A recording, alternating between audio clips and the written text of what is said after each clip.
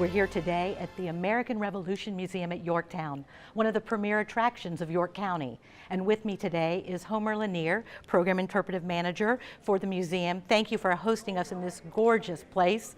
Let's start with a little history about the History Museum. Well, the American Revolution Museum at Yorktown is a brand new facility that's replacing a facility from 1976 that dates back to the bicentennial. You'll remember in 1981 when then President Reagan and French President Francois Mitterrand were at Yorktown Battlefield to commemorate our nation's victory here at Yorktown in October of 1781. Well, our Yorktown Victory Center served us well for many, many years. It finally just came a time with aging facilities, aging HVAC systems, and aging electrical systems, there was time to build a new facility which would take us well into the 21st century. Thus was born the American Revolution Museum at Yorktown. And this actually started as a master plan with our board in 2007. Now, some will say it's taken as long to get this project done as it did for General Washington to win the Revolution. But we weren't in a hurry. We wanted to do things right from the very beginning. And we think we've got something here that everybody in the Commonwealth of Virginia can be very proud of. Homer, as you said, the museum's gone through a wonderful transformation. Walk us through some of the highlights. Well, whereas the Yorktown Victory Center from the past was more like a welcome center and a parking hub for the bicentennial, we wanted an up-to-date, world-class, interactive museum that would take us well into the 21st century.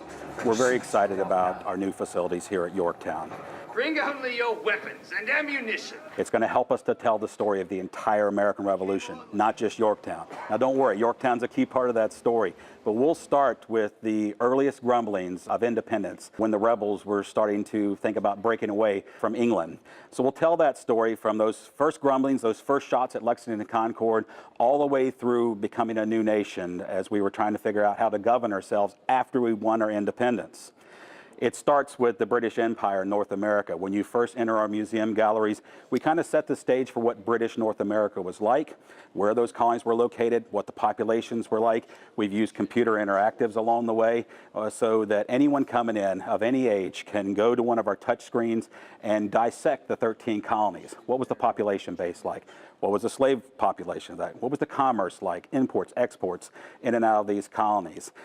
Wonderful artifacts help us to tell the story as well. It is the summer of 1754. Dispersed throughout the galleries are a number of short films. Great places to sit down, take a load off your feet for a few minutes if you're bringing the kids or the grandkids along with you. But we've strategically located small theaters throughout the gallery to help us tell the story of the American Revolution. So we go from the British Empire section at the beginning of the galleries with that wonderful 8-foot tall portrait of King George III in his coronation robes when we were all loyal British subjects.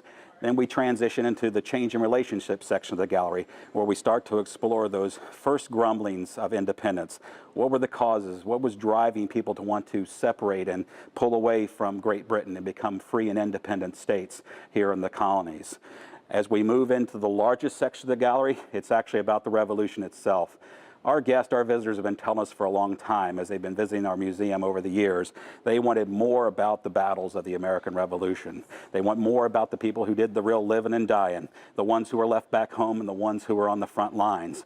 So the Revolution section of the galleries here helps us to tell that story.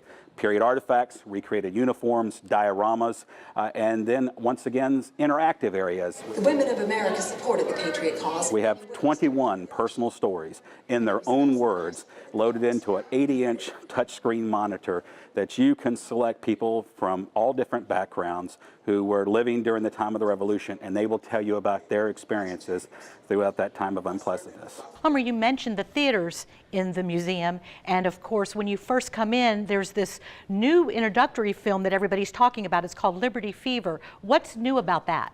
Well, Liberty Fever is an interesting film because it's set 40 years after the American Revolution had ended. A storyteller has traveled around the United States gathering personal stories from individuals who lived during the time of the American Revolution and their experiences. The unique thing is it traces 5 individuals, their stories. You'll see those stories and those individuals, their stories interwoven here through the galleries from start to finish. This army holds together. Siege Theater is one of our pride and joys. It talks about and tells the story of the Siege of Yorktown. It's about a 70-seat theater, but it's sort of a 4D experiential theater. You're going to feel like you were in the trenches at Yorktown in September and October of 1781. It's a 180-degree screen. When you come in and take your seat, when the film first opens, it's General Washington and General Rochambeau debating about where to try and trap the British Army and the British Navy. When you're sitting in the theater enjoying the film, 180-degree screen, so it's all around you. So when you're in the seats and the artillery is thundering away on Cornwallis's positions in the town of York, you're going to feel the earth moving underneath you as the cannons thunder away. As the dirt is flying and the muskets are going off and the cannons are firing away, battlefield smoke will come across the theater as well. So the sights, the smells, and the sounds of the Siege of Yorktown will envelop you for a unique experience, without a doubt. So Homer, as the interpretive manager of the museum, I know that near and dear to your heart and one of the premier spots in the museum, the living history. What sets us apart from other museums around the country is the added bonus of our outdoor living history areas, where we can actually bring history alive.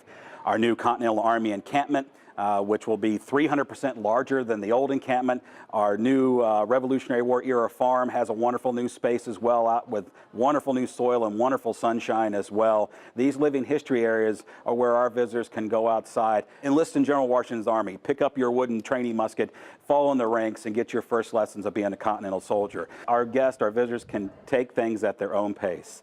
Start inside, go outdoors whenever you want to, come back in and see some more. We like to recommend our visitors take about 3 hours to visit the museum with us, but we know they won't get everything done, both indoors and outdoors, in that 3 hours. We want folks to come back to Yorktown to soak up more and more of our history. In July, we'll celebrate our independence on July 4th, including some wonderful fireworks in the evening in the town of York. Of course, in October, we commemorate the surrender of Yorktown on the 19th. Beyond that, as we get to November, around Thanksgiving time, we have Foods and Feasts in Colonial Virginia here at the museums, where we explore the harvest time of the year. We'll be butchering, we'll be preserving foodstuffs for the coming winter. And what was in those ships all three? And by the time we get to the end of December, it's Christmas here in Yorktown, and we'll have lots of different activities planned, not only here at the museum, but all throughout the town of York to bring Christmas cheer to all. And a reminder, the American Revolution Museum at Yorktown is free to York County residents, as well as James City County and City of Williamsburg residents. So come and visit us here at the new museum. Go on, explore, and most importantly, have fun.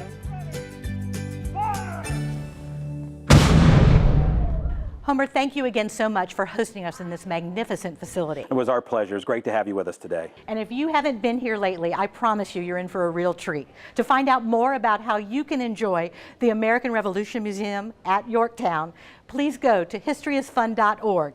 They have information about hours, admission, and don't forget, York County residents get in free.